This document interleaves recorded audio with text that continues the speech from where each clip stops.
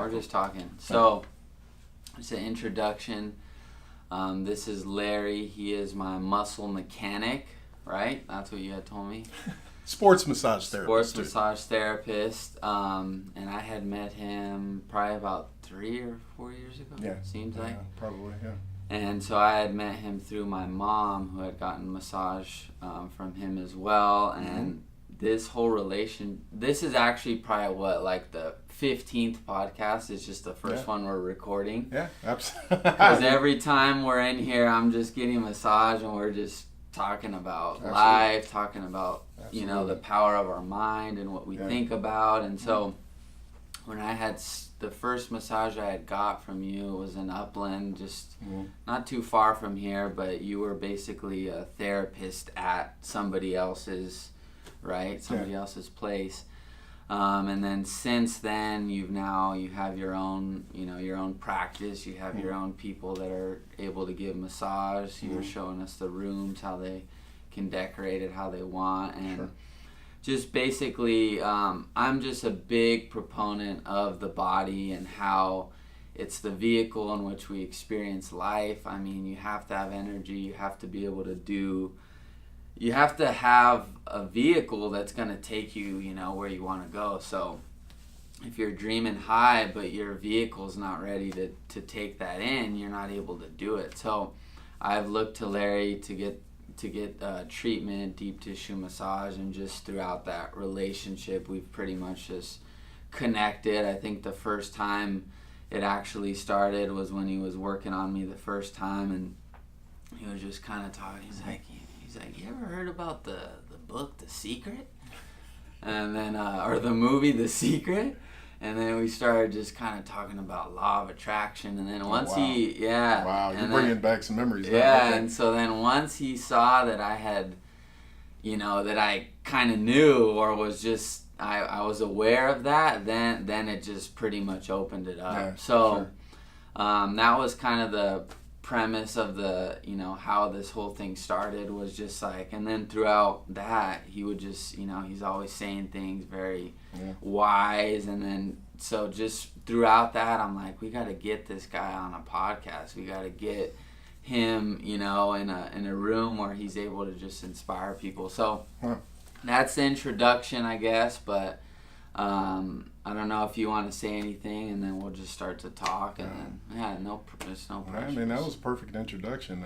In fact, you brought back some memories, because I tend to forget how we met. You know what I mean? Yeah. Sometimes when I meet people, I just think that whatever the setting is, that's really the introduction. In terms of me operating within my gift, which was massage therapy. So I'm thinking more from a muscular standpoint, like, okay, what's wrong with you? So I remember people based on what afflicts them. It's like, okay, well, I remember you. It's your back and your hip. And but anyway, so you're bringing back a lot of memories, and it's funny because I oftentimes make that introduction with people, just to see where they are on kind of a spiritual basis, and just because you can't hit people real hard with all the religious stuff. You can't, because they repel. They're like, nah, that's a little too much. So politics, religion, that kind of thing, those are things that we're told to kind of stay away from. So I just make a soft introduction, asking you if you've heard about The Secret. And it was a profound book for me, because it opened my realm and my world and my mind to the idea that we all have the ability to kind of control our trajectory in life in terms of where we want to go. And now control is a tough word, because most times you think that you don't have control of things. That things just kind of happen, and Zeus or whoever is sitting on a mountain playing chess with your life. You know what I mean? But a lot of it comes from the way that we think.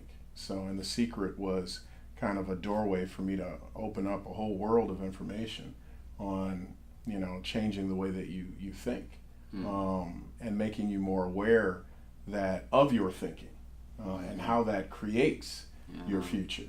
Who you are right now is going to dictate who you're going to be.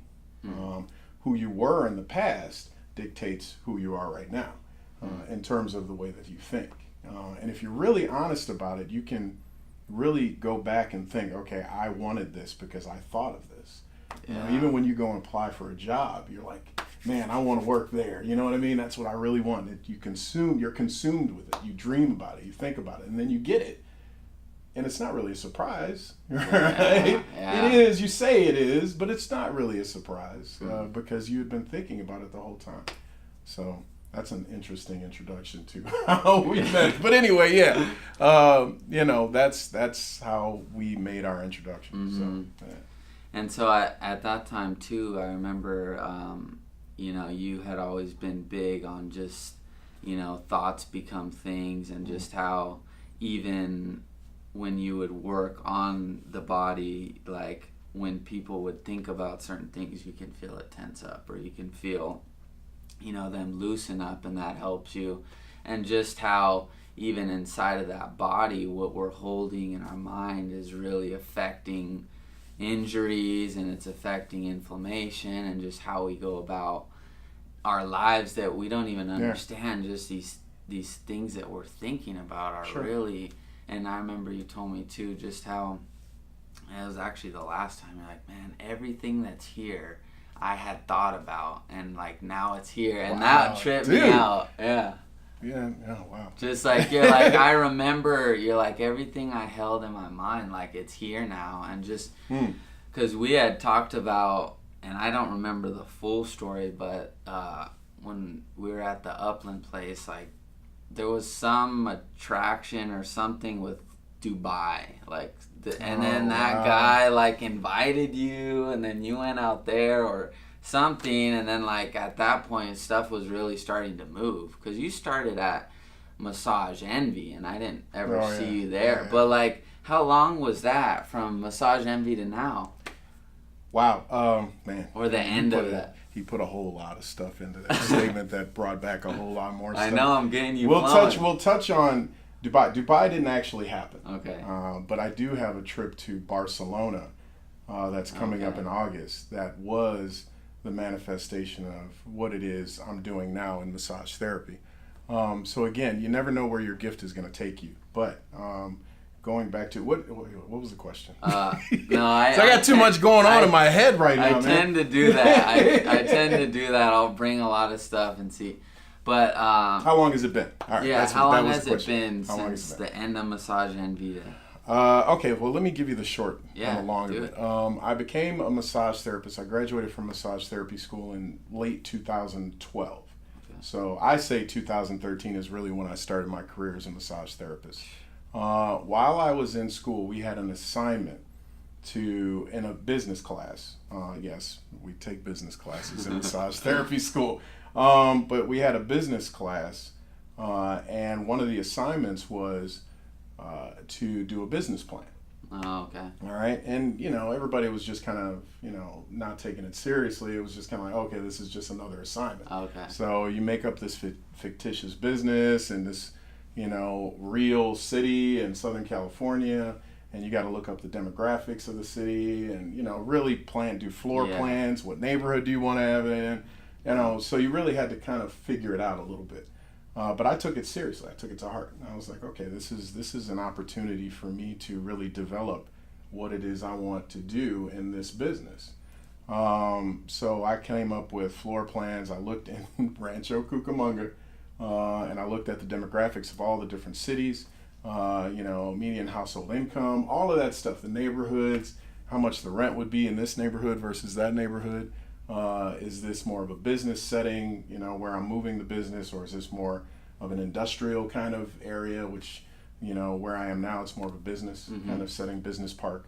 So I really took it to heart, and I took it seriously, and I developed it, turned it in. You know, I mean, I even had the rooms, the layout of the rooms, which is really interesting too, because through that process, this manifested in almost the identical fashion of the blueprint that I did when I was in that business class.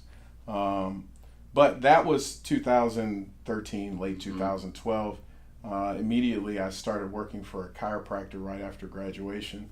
Did that for about a few months. The chiropractor, incidentally, was in Rancho Cucamonga as well. So I got to get to know the lay of the land of Rancho Cucamonga, for the 3 months that I worked there. That didn't work out. So during the time that I was there, Massage Envy had reached out to me because I applied there as well. Initially, I wanted to work in Rancho at their facility, but they offered me a position in Claremont. So I took that because I was like, hey, I just want to get my foot in the door. I don't care what it takes. I need to get some bodies under me. I need to work this gift. I need to practice, which, by the way, you can never escape. I don't care what it is your skill is. You can never escape practice. You have to continually do it over and over and over and over and over again until it becomes effortless. And it looks easy to us. It looks easy to somebody watching because they don't see the hours of practice that you put in. If you look at people like Steph Curry, you know what I mean? It looks effortless when he shoots the ball. It's like, Jesus, this is nothing for him. But we don't watch how he dribbles and practices tirelessly for hours. Doesn't matter, what it is you do. You have no idea what kind of effort he puts into that. So you have to develop it. So anyway, I took the job in Claremont, worked there for 13 months. While I was there, I was learning the business.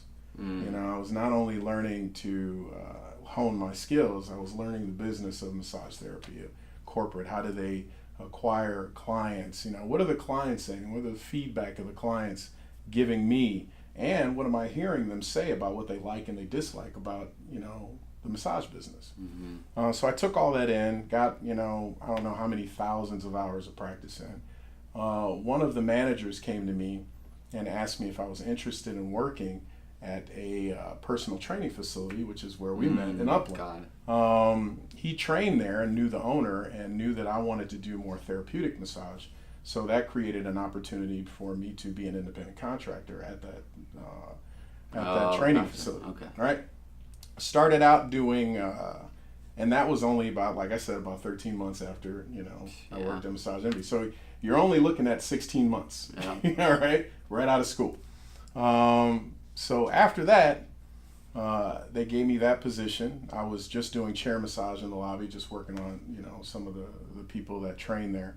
And I noticed that they had a room in the back that was just being used for storage. So I wanted to use it, clean it up. So I asked the owner, he gave me permission. I cleaned the room up, and that's what really started my independent contracting journey. Now, independent contractor is different. That means that you pay for everything. So you pay for your supplies, you pay for any marketing, you pay for whatever bills you develop as a result of what it is you do there. And they take a percentage, right? Which is fine. It's a good relationship. But I realized during that journey, my client base was getting larger and larger and larger. So we developed a massage club, and we had people paying monthly dues to get massages on a regular basis. And then, I developed like a Yelp page, and, I started doing my own little marketing, and it just grew and grew and grew to the point where I was feeling like I needed to expand a little bit more, or at least get paid more for my gift, because I was investing everything, but I was only receiving a percentage of that 100% investment that I was giving. So I wanted to, change the numbers a little bit. And the owner, of course, gave me some pushback on that, which is natural. Don't ever be afraid of someone saying no. That just means that you need to change things a little bit. You know what I mean? You can alter the way you think, alter where you are, but don't take it personally. You should never take anything personally, because just because it's a problem doesn't necessarily mean it's your problem. It doesn't mean it's you. Sometimes it is, but it doesn't always mean it's you. So you should never be afraid to move, even though someone is saying no. You're always going to incur some pushback. There are always going to be mountains to climb, walls to go around, or dig underneath. But you have to be willing to do that work and not be afraid of someone saying no. That you're thinking too big, you're dreaming too large, you're setting yourself up for failure. You're not the right color, you're not the right race, you're not the right sex, you're not the right whatever. And the truth in that is, if you're not being criticized, you're probably not doing very much. So you should expect criticism. In fact, sometimes it can be constructive to the point where you will change some things. Like, hey, I never thought of that. And then you'll make that because it fits. And then you develop something better. You grow a little bit. Sometimes people will think of things destructively and they will say something that hurts you. Again, those things are only designed to condition you for the growth.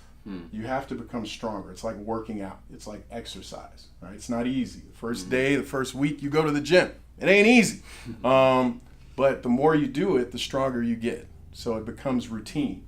And then you become very comfortable at being uncomfortable. And then you develop. And, it's like the bodybuilder, Year one, he didn't look like much.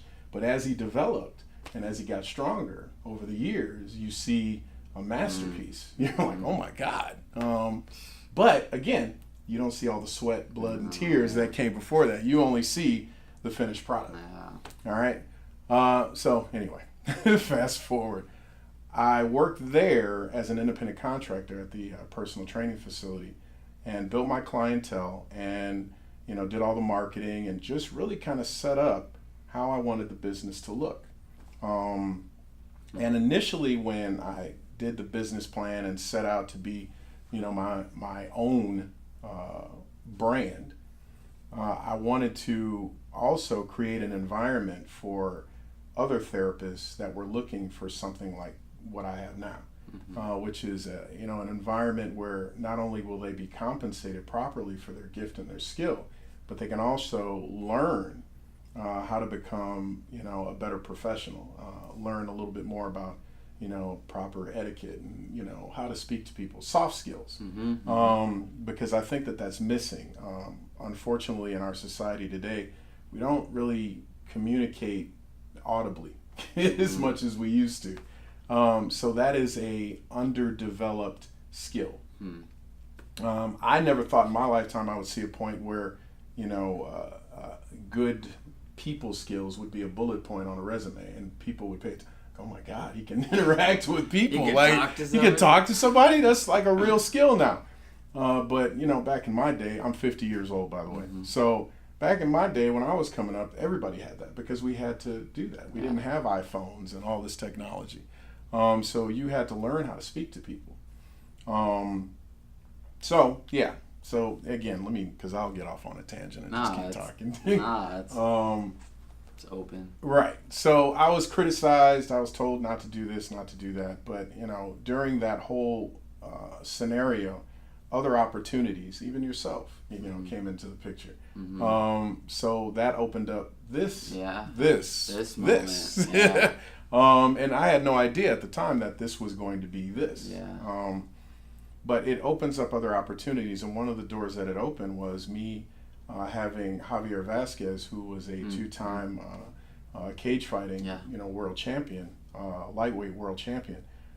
They reached out to me because they had been looking for, a good deep tissue massage therapist, and he's in the Inland Empire area, and he was going as far as LA, and he still wasn't finding what he needed. So he came to me, and this was at a time when I was, thinking of transitioning. He came to me and said, well, if it works, we're building a facility where I want to have a full-time massage therapist and you'll have complete autonomy. You do whatever you want, if it works. And I'm like, okay, well, so they auditioned me, and when he came in, he only allowed me to work on him for 30 minutes. And I was like, okay, all right. This is a test. So again, can't be afraid of being tested. You will be tested. You will absolutely be tested. And based on your knowledge and the skill and your knowledge of your skill, you have to learn as much as you can about your gift, whatever it is. Just because you have a gift doesn't mean you can be lazy. You have to read, rehearse, practice, cry, sweat, want to give up. All of that stuff is a part of the process. And then you push forward and you become something incredible. But you have to be willing to do that because, again, people will criticize you and you will incur a hill or a mountain. Mm-hmm. So, I'm working on him, and then he books another half-hour appointment. So I was like, okay, I passed. So now we book another appointment, and then after that one, he asked me to start coming to his residence to work on him because their place was still under construction. Yeah. So I start going to his house, and next thing you know, I'm working on his kids, his wife, his sister-in-law, his friends that are coming in from Brazil that are, competitive jiu-jitsu athletes. Wow. I'm working on people that I have no idea who they are. And in the jiu-jitsu world, they were huge. And I won't name names. But it was interesting that was really letting me know that I had something. So along my journey, I'm learning that, wow, this gift is really making room for me. So you'll notice whatever your gift is, you'll get a reaction. People will respond and you'll grow. And that is God or the universe, whatever you call it, letting you know that, yeah, you're on the right path. Keep going, keep going, keep going. Not to say that you won't struggle, but you'll still get a reaction. People will tell you, hey, you're good at this. Or, man, I want to tell so-and-so to, come and work with you. And man, would you mind coming here or going there or doing this? And all of a sudden, one opportunity, one door opens, another door opens, another door opens, another door. Again, not that it's not challenging, but you start saying yes to stuff, and that opens doors for you to say yes to other things. And that doesn't mean you're making a lot of money either. If you're doing what you really love, not only will you do it for free, you'll actually pay to do it. So, and honestly, even when you go to school, you're paying to learn something. So there's no difference in your gift. You have to be willing to not only suffer spiritually, emotionally, physically, but you have to be willing to, suffer monetarily. You may not be compensated right away. And that is because you are developing. You're still raw. Just because you have the information up here doesn't mean it translates here. You know what I mean? Yeah. So you have to figure out, how do I apply this to this? And that is what practice is for. That's what you say yes to when they say, hey, I want you to come here, but you're going to have to pay. So what? I'll do it. Why? Because it's an opportunity not only for you to rehearse and practice your gift, it's also creating a relationship with that. You're building bridges now. All right? You're shaking hands and kissing babies. And that's what you have to do. Don't shake babies and kiss hands. All right, please. But that's what you're doing. You're shaking hands and you're kissing babies. So you're operating within your gift, and you have to do that. And that's when it gives. That's when it gives. That's when you notice that reaction. If you're operating outside of your gift, there's a lot of resistance. There's more mountains than you can deal with, and you're exhausted. You know what I mean? It's like you being on a soccer team. World Cup is going on now. So it's like you being on a soccer team and everybody else is on the bench. And you're the only one out there against all the other defenders and the goalie. And it's impossible. So when you operate within your gift, people come to you. Yes. Things come to you. Opportunities come to you. And you have to be willing to say yes to them. And it'll be a struggle. It'll be hard. It'll be like, hey, this is going to cost you this. Now here's the beauty of it all. Your room not only makes room for your gift, not only makes room for you, but where there's vision, there's provision. So whatever vision you have for your gift, for your talent, for your skill, whatever it is, that gift allows the universe to respond in kind and help you. So those opportunities are a direct result of you operating within your gift. All right. So when you're not operating in your gift, you're miserable. You're sitting at a desk doing a job that you hate. Mind you, I did that for 14 years. That also is a part of you getting to the point where you operate within your gift, because you'll realize I'm doing the same thing and I'm getting the same shitty result. I think Einstein was the one that said insanity is doing the same thing over and over again, expecting a different result. Yeah, absolutely. So if you're getting a bad result and you're doing the exact same thing over and over again, you're operating in insanity. You're not operating in your gift. So you have to look at that situation, whatever it is. And I'm not telling you to quit today. Don't do that. You know what I mean? Just start moving towards your gift and watch what happens. People will say, I don't know what my gift is. How do I recognize my talent? It's usually the one thing that you do easiest with the least amount of effort, and it's also the very thing you're probably not doing. That's how you know it's your gift. It's like, well, I'm good at this, I'm good at that. You don't only have one gift. You are given many talents. You just have to decide what they are. Nobody else can confirm that for you. But people have probably told you that that's what your gift is. When I was younger, people would always say, man, you got a nice voice. Like, you got a nice speaking voice. And I was like, well, you can't make a living speaking to people. Who does that? A lot of people are doing it right now. A lot of people are doing it right now. I was also musically gifted. Still am. Do some writing and some singing and stuff like that. I'm not currently operating in that. No, yeah. But it's something that I know is there, and people will tell you what it is. And again, I avoided it for years and years and years and years. I had girlfriends that are always telling me, man, you got a nice touch. Like, work on my shoulders, rub my feet, rub my hands, whatever it is. And again, I never thought it was something you could make a living doing, and yet here I am. So you have to be willing to kind of figure out what it is you're good at. And I know we kind of went off on a tangent there. Nah, dude. So anyway, fast forward a little bit. While working there, worked on Javier. Next thing you know, I'm working on him at his house, and I'm working on his whole family, and it's bringing all these opportunities to me.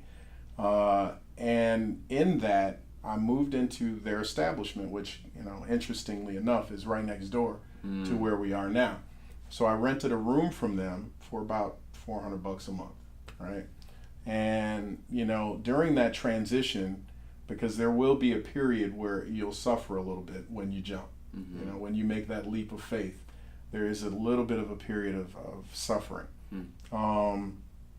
Because the construction wasn't done yet. So I had to wait for them to finish. And during that time, which was about a 2-3 month period, I was just doing mobile massage. So I was going to people's houses. So I had to leave fitness. Well, I won't say the name of the place, but anyway, this fitness place. My clients were just hanging on by a thread. They were like, well, when are you going to open? I'm like, I don't know. I'm waiting for them to finish construction. And, so all these things are happening. I'm spinning, but I'm still able to take care of everything. There were enough people that were still calling me where I was able to take care of all my bills, you know what I mean? Because I'm still operating in my gift. Yeah. Again, where there's vision, there's provision. If you keep going and don't give up, fear is a natural part of this process. If you're afraid, in fact, you must do the very thing that you're afraid to do. You have to do it. You have to. Because that is that nagging in you that's saying, no, go ahead, just do it. And of course your mind kicks in and convinces you don't have the talent to do it. You don't have the guts. You don't have the gumption. You don't have the fortitude. Let somebody else do it. You know what I mean? But that's the universe talking to you, like, no, just do it. Just go with it. You got to be a little bit of afraid, in fear of it, because it's usually big. It's usually a big vision. It's like, oh my God. And you're not afraid because you think it's not going to work. You're afraid because you think it is going to work. What if I make it? What if I get on The Voice? Or what if I make the team? Now people are going to be looking at me to be that guy that is good. You're going to be exposed. Your gift is going to expose. You don't help the world or yourself. You don't serve the world or yourself by shrinking. Diminishing your gift and your talent. You don't serve the world at all. In fact, you do yourself a disservice, you harm yourself, and the world is lacking something that it needs. So you are obligated every day to justify your reason for being on this earth. Right? Why are you here? That's the question everybody is trying to figure out. Why am I here? The reason you're here is because of your gift. Whatever it is your talent is, you enrich the world. And when you don't do it, the world is in chaos. Look at us now. Look at us now. I mean, the world is in a little bit of chaos. And that's because everyone is just, they should do. You should go to college. You should be a doctor. You should be a lawyer. What do you really want to do? What do you really want to do? ask yourself that. Don't convince yourself that it can't grow into something where you'll make a living doing it. I mean, Snoop Dogg is on a cooking show with Martha Stewart. I definitely didn't see that coming. But it's a hit. It's like, okay, it works. Why? Because they're operating in their gift. You know what I mean? That's all they're doing. And it's entertaining and it enriches the world. You know, somebody laughs, somebody smiles.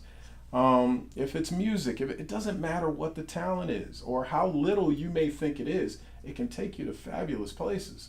So again, I was next door and my client base grew and grew. Eventually they finished the place, but it took like 3 months. And it just kept growing and kept growing. And I was looking at this facility, this room next door, and I couldn't really see in. So every day I would walk in and out of work over there, and I would just be looking inside. I'm like, man, what is it about this place? I don't know what it is. It was already occupied by like a family, therapy practice. Oh, okay. And one day I was walking out. It was in the evening sometime, and something told me to look next door. And I looked, and I call it God. Some of you may say the universe, whatever it is, your intuition. Something just told me to stop in my tracks and look next door. And I looked, and I was like, okay, well, what's going on? Then I heard within myself, this is going to be your place. I was like, oh, yeah. Come on. For real, like, I'm talking to myself right now. I'm in my own head. It's ego. I'm doing all of that stuff that we do when something profound hits us. So I just kept walking. I was like, whatever. Then something told me to come back and look again. And I looked, and I could see the door was, the inner lobby door was kind of open. So I could see that there was space around the corner. I was like, wait a minute, this place is bigger than I thought it was. And then I like walk out and I walk around the block. And I'm like, wait a minute, this is like this whole suite. I'm like, I wonder if there are inner offices within this space. And, I wonder if I'm gonna have to do some tenement. So my wheels are turning already. And something told me to call the property management. I called them, and they were like, no, somebody's there. They just signed a 2-year lease. And I was like, okay, I wasn't that discouraged because I was like, well, I'm not ready anyway. You know what I mean? In my head, I'm not ready. Then one day I was sitting at the desk working, and, I was facing the front door, and I could see that next door here, they were packing up and moving things out. And there was a U-Haul parked right in front. And I'm like, what the heck is going on? Like, are they moving out? I'm like, wait, this is my opportunity, right? This is it. They just start packing stuff up. I call the property manager. I'm like, hey, are they moving out next door? Like, what's going on? And she's like, no, they just signed a 2-year lease. I told you that before. They're not going anywhere. I'm like, okay, all right, cool. Right. She's like, maybe they're moving somebody else in. Maybe they got another psychiatrist or, counselor or, therapist. I'm like, okay, cool, But I also noticed that they took the name of the establishment off the front door. And I was like, so those illusions, right? Those illusions where it's like, oh, it's not going to work out. And it's like, now you look back. Exactly. So I left it alone for, a day or two. Then I get a call from the property manager, and she's like, you know what? You're absolutely right. They did a midnight move out. They're gone. The place is vacant. We can't get in touch with them. They had a contract with San Bernardino County, so people were coming, still knocking on the door, expecting to have their appointment. And they were gone. I don't know what happened. Doesn't matter. Yeah. So she's talking, and I'm just thinking, I'm in. And I asked her, I'm like, hey, is the place available? Can I rent it? And she's like, are you serious? I'm like, yeah, why not? I mean, it's vacant. They moved out. They're obviously not coming back. So you got a vacant space. I need a vacant space. And fast forward a little bit, we set it all up. And I end up signing, paperwork for an intent to occupy. The beauty of this whole story is that I didn't have to invest anything in the tenant improvements. All right, they were kind enough because I signed a long-term lease, because I'm not thinking short-term, I'm thinking long-term, right? I plan on being here for a while. And I was able to get everything that I needed. The specifications of the place were almost exact to my blueprint that I drew back in massage school. So again, that vision that I held in my head, even though my faith wavered, I was still operating in that gift, and I just kept going and going and going. And as a result, the universe kept giving me things, and the universe made room for me in that gift. God just kept blessing me over and over and over again. And that is how it works. And to date, I opened the doors back in February of 2016 here. Okay.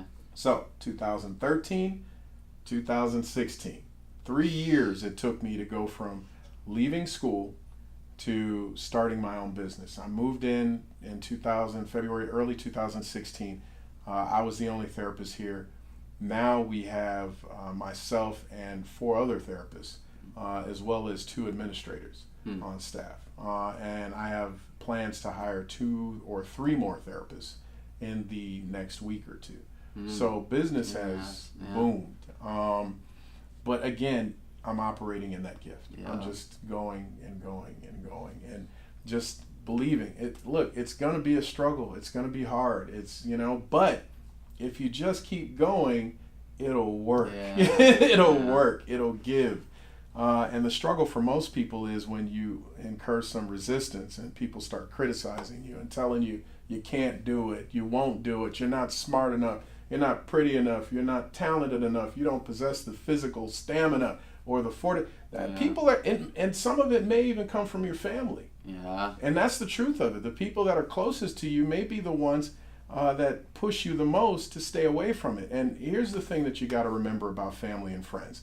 Sometimes they genuinely don't want to see you fail. And they don't know that they're not supposed to discourage you from operating in your gift and your talent. You know what I mean? Because they know you can sing. You sing all the time. But they're telling you there's too much competition. Too many people want to be this or want to be that. But the world has created all these wonderful platforms now for people to see your gift. You're seeing right now this man's gift, because we have this platform. Just put it out there and see what happens. Base you pushing forward on the response that you get, because you will get a response if it's your gift. If it isn't, you'll get a response as well, and it won't be the one you desire. So again, don't do the insanity thing by doing it over and over again, and you keep getting no. Sometimes you'll get a yes or a maybe, but you got to keep pushing. You got to keep pushing. You have to.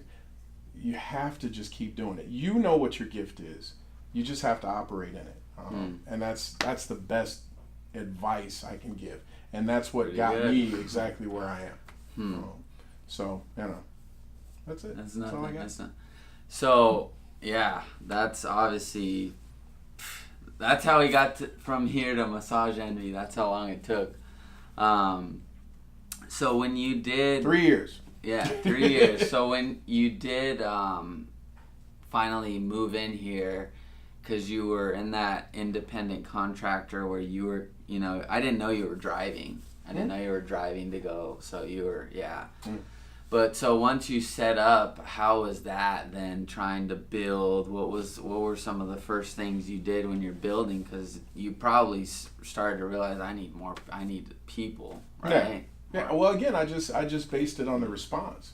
Once I got to a point where I had too many clients, and I'm still in that kind of situation. I just booked you for the next 3 months. I was going month because I'm like, dude, it's gonna fill up. Well, there's something called the 10,000 hour rule, and it's kind of my mantra, and it suggests that after about 10,000 hours of real practice at whatever it is your gift is, you become a master at it. And I'm very quickly approaching that 10,000 hour mark. And that is to suggest that I've worked at least 10,000 hours on bodies, all right, on manipulating muscle tissue and stretching and doing things that are manual therapy related, sports or or deep tissue or, whatever, otherwise. Just me using my hands in my gift, in this craft of therapy. And as you get closer to that mark, things get easier. Now, instead of you chasing the opportunities are now chasing you. And the pendulum swings. It does. I mean, you're struggling to get up that hill, and then suddenly you're at the peak of Mount Everest, and now you're going downhill. Much easier. Much easier. So now all of these opportunities are coming to you, and one of my favorite quotes from the Bible is that God will pour out a blessing so much so that you can't receive it all. And another scripture says he'll give you a good measure, pressed down, shaking together, and overflowing. So that's what he'll give to you just based on your gift. Because quite honestly, all gifts are a gift. Right? So, and gifts are meant to be given. They're not meant to be hoarded. So if you have a gift, it's meant to be given. All right?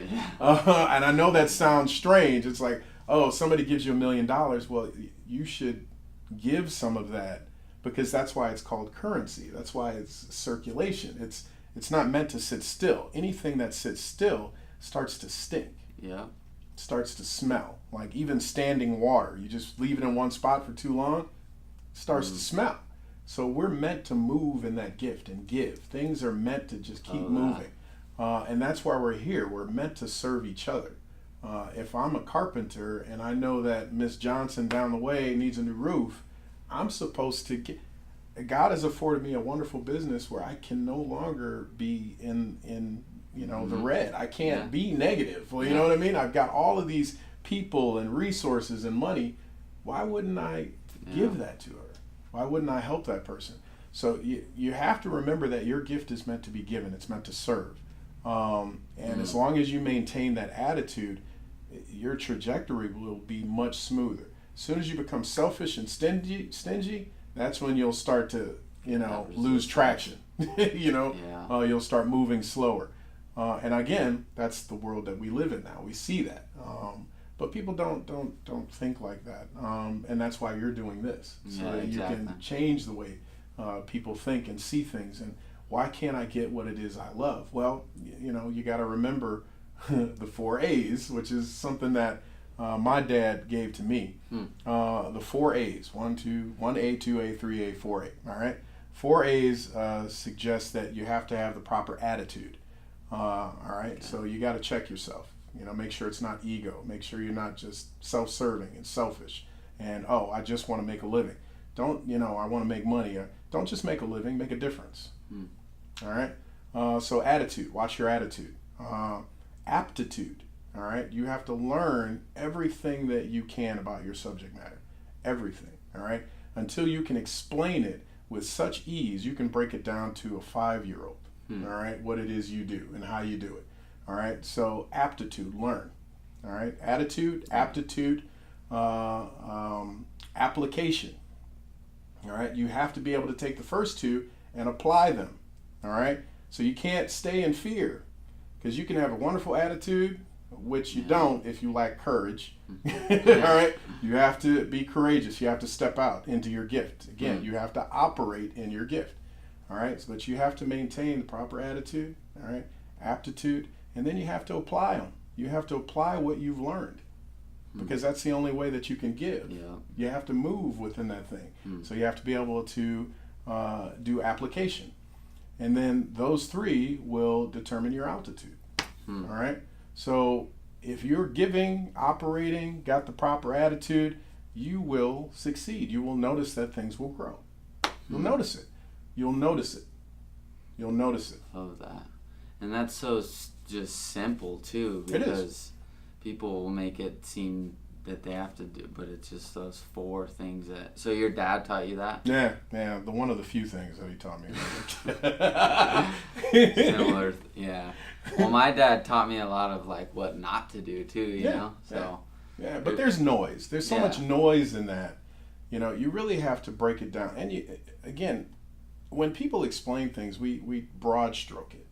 We make it very vague, and you don't really, you can't dissect the meat from something really so vague. And a lot of stuff was just cliche, I mean, parents always telling you, well, don't do what I do what I say. It's like, what are you talking about? It doesn't make any sense. Why would I not do as you do? I'm your kid. I'm watching you. So if you're lying, I'm going to learn to lie. I'm going to be good at it because you're good at it. So you have to be able to take, what it is you're experiencing and really dissect it, what you've learned, and really dissect it and pass it on to somebody else. Say, hey, look, I see you're struggling here. I see you're going through a thing. Hey, why don't you just try this? Have you ever read the book The Secret? Check it out. And there are other books, and that will open up your mind into more knowledge and how this thing works, and you'll realize, why am I not alone in this? I'm reading about all these great people that have succeeded, and they have this mentality. Why haven't I learned this in college? Why didn't my parents teach me this? Why didn't I? There are so many people walking around suffering right now because they don't have information like this, and it's right in front of your face. And that's typically how even if you watch a movie, they use all of this information, and they're telling you. You watch Star Wars, they're talking about the Force and how it's a part of you. It's a part of everything. And if you think you can achieve something, Yoda was probably the greatest prophet, you know what I mean, in Hollywood. Can't say in the world. But he was, a master at it. He taught about it. He was like, no. There is no try, Either you do or you don't do. And that's attitude. That's all attitude. Now, they're not going to give you everything because they don't have the time. We've been talking for almost, an hour now. You know what I mean? But it is something that's out there. You just have to be looking for it. And then it'll come to you. You'll start to notice, because, again, that's how the universe works. Once you start operating in your gift and you want to know, then it comes to you. All right? You bring about what you think about. And there's just, God, cause and effect. There's so much out here that we don't really know, but we do know. Yeah. Even scientifically, for every action, there's an equal and opposite reaction. All right? So if you put good things out there, it's going to come back to you. All right? If you put this idea out there, it's going to come back to you. There's an equal and opposite reaction. If you're putting it out there, it's got to come back. Yeah. Absolutely. So, even science supports it, but we look beyond that. We make it more complicated than it really is. Yeah. Love it. Love it. This is how our massages go. Just like on the table. On the table, right here. This is where massage happens, on the table. So are we gonna coin that? That's the thing. It's gonna be called. Oh yeah, that's what this is called. This segment will be called On the Table. I love it. So let me think if I have. I just, whenever I'm with you, I'm just listening, and when I'm just piecing stuff together. But I think the big and the intention, just for the people that watch from me, it's just that same ideology, that just being able to supply good information and just quality information, and to have a hour and a half, segmentation that is not going to be cut and edited and spliced up and, manipulated like most of the media. It's just like, this is our conversation, and this is how people grow and learn when they hear, because when you start cutting off that thought, and then you piece one over here, and then before you know it, you're just editing you, and you're like, these are the 4A, and then you just, you could make it something else. So that's the point of what I'm trying to do. That's why I do the story. You're not trying to do it. You're doing it. Oh, that's what I'm doing. You're doing it. That's what I'm doing. Yeah. So, just because that's what I felt, and my thing kind of started with books, and then it was the same thing you're saying. I'm like, oh man, like what? And so I just started working on my computer, and I was trying to sell things online, and then it moved the needle. But once I just saw that you could do things, you don't have to just follow a specific path, that life will take you there if you're open to it and you're willing to put in that energy. It's just like, it happens. It just totally does. So that's the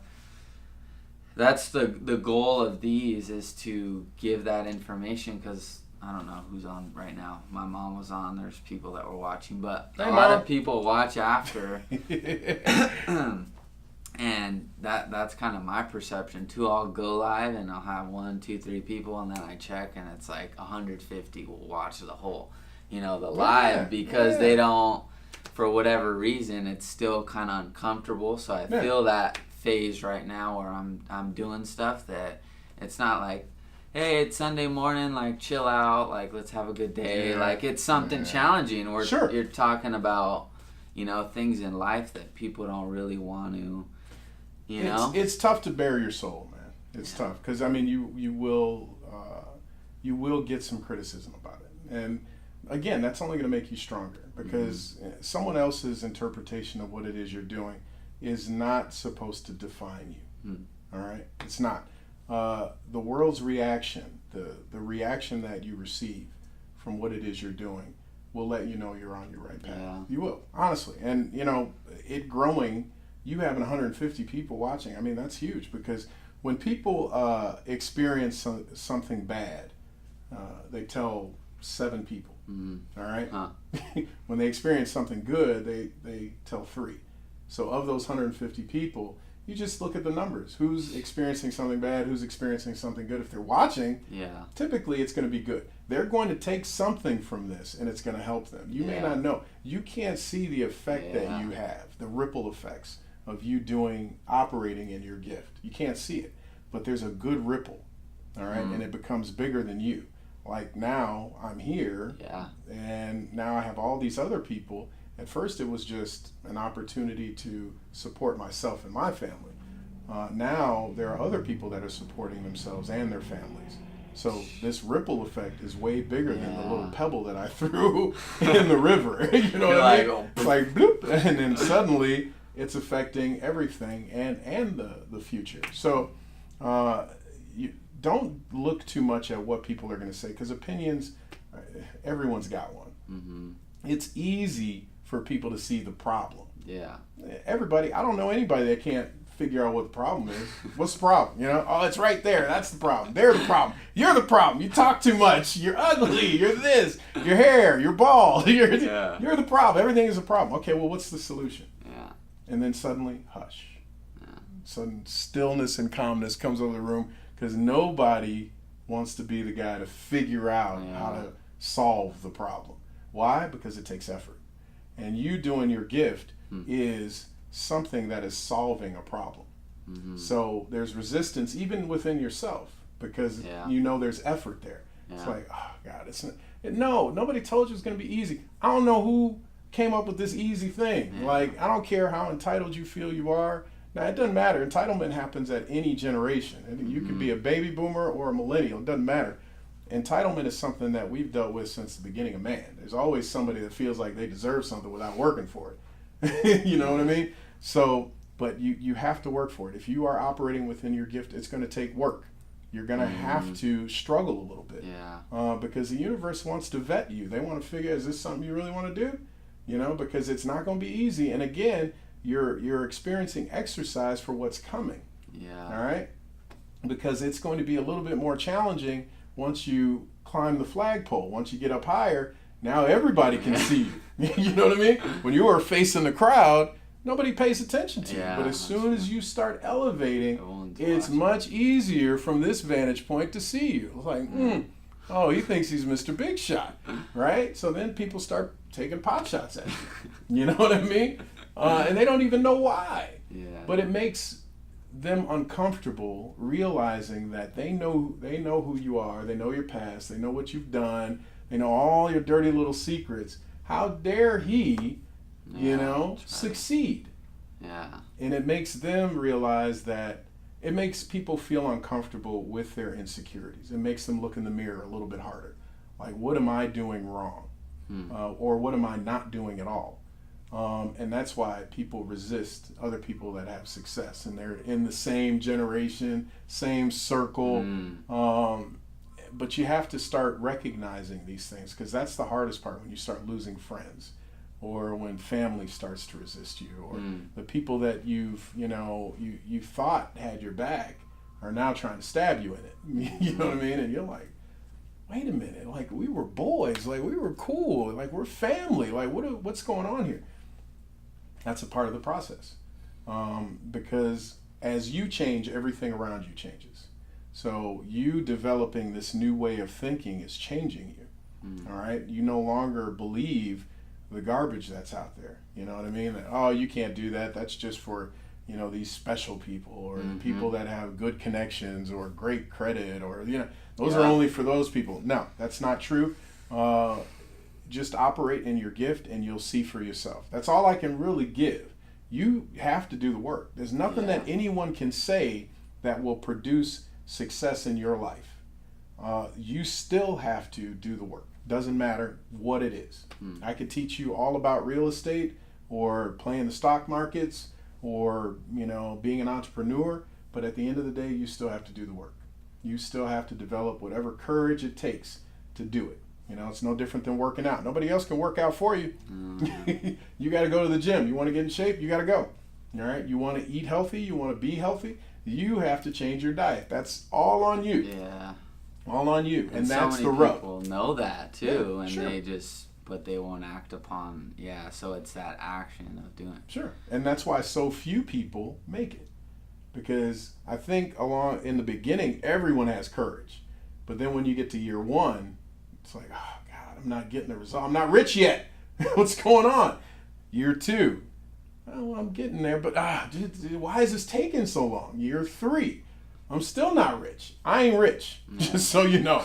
I am not rich. But if I look at year one and I look at year three, it's much different. There's growth there. It's huge development, not only internally but externally. You can see it. It's like, wow, this is pretty cool. Let's keep going. Let's see what happens. Yeah. Let's see what happens. Anybody that you see at the top that's really done well. I mean, Steve Jobs is a perfect example. Everybody thought he was crazy. But yet, here we are with this technology. And by the way, this technology is bringing us to you. But he was told he was insane. It starts out that way. People will tell you you're crazy. And then suddenly you're a genius. Suddenly you're a genius. Wow. Did you know this was going to happen the whole time? It's not a surprise. Kobe Bryant says something that's really interesting. He talks about his playing basketball when he was younger, and he was overseas with his dad. Okay. So he was going to school in Italy and all these foreign countries because his dad was playing European basketball overseas. But he talks about how the process of visualization. And, we hear about kids, 3, 2, 1, Well, he would practice that all the time. And he saw himself playing in the NBA. And, he would play with this fire. And people didn't understand. They were like, why is he so angry? It was extreme focus. And he really wanted to manifest this great career. And from what I understand, when he was younger, he was an extraordinary basketball player. But when he came to the NBA, he was pretty regular the first couple of years. He struggled. Now, it would have been easy for someone to give up at that point, but he didn't. And he kept practicing and kept practicing. And then people talk about his work ethic like it was just insanity. Be up at 4 o'clock in the morning working out. And then that was just the workout before the workout. You know what I mean? Just this ridiculous work ethic. And he would work tirelessly to develop his skill, like to the point where it became like breathing.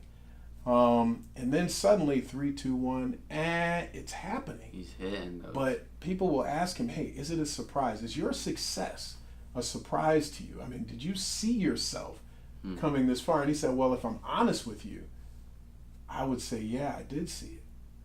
I did see it. So is it a surprise? Not really. Not really. And that's why the way life is. No matter what it is you focus on, if it's good or if it's bad, if you focus on it long enough, you're going to get it.